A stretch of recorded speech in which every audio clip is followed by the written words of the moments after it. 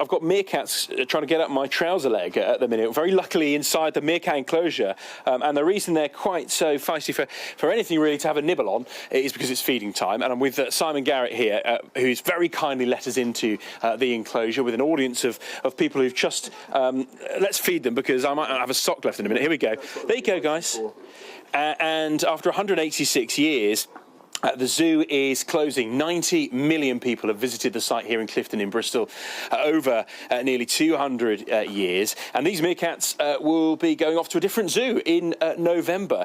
Simon, let's just have, while you're feeding them here, let's have a quick chat about what is going to happen to all of the animals as the zoo closes. Yeah, well, some of them are coming with us to the new Bristol Zoo, a minority of them actually, and others are going off to other zoos in this country and across Europe and across the world as well. So, I mean, zoos are very collaborative. We're always moving animals around for our breeding programme. So it's part of that. It's just that this time there's more going out to other places than coming in at the moment. Very quickly, just tell us the reason behind why the zoo is closing. Because I know a lot of this land is going to be made into housing, isn't it?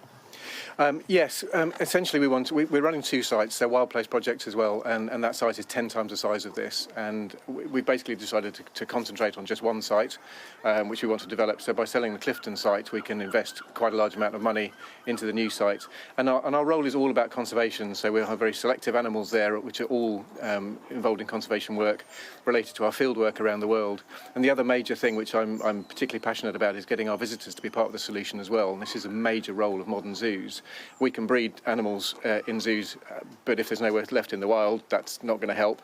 The same with our field work. We can work in a few places, but if people can also start choosing sustainable fish, sustainable timber, sustainable palm oil, and that's the job of everybody and our visitors. So that's the whole thing about a modern zoo, is engaging people with being part of the solution. And just talking about modern zoos, as I say, over the 186-year history, we've been hearing how people used to be able to come to Bristol Zoo here and ride on one of the elephants, Rosie, and thousands of people taking a ride on. I mean, they really have changed. Is there still a place, though, for zoos in modern society? A lot of people watch it and they come and say, we're caging animals here, we just shouldn't have them at all. No, the role is absolutely crucial, because, I mean, you can see the engagement we've got from actually meeting and seeing live animals here close up, and engaging with the real work. So, I mean, as an example, there'll be gorillas in a new zoo in an equatorial Guinea exhibit. We're working with gorillas in the wild. We got some photographs in yesterday from our conservation team of a group of gorillas on camera, wild gorillas.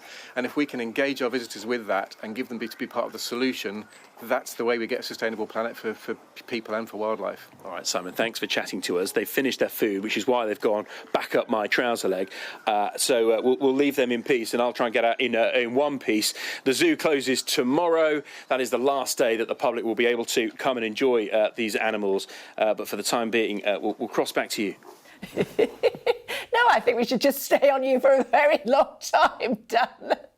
We're going to call you the Meerkat Whisperer in future. Quite the image for a Friday morning. Thanks very much to everyone involved. Thank you.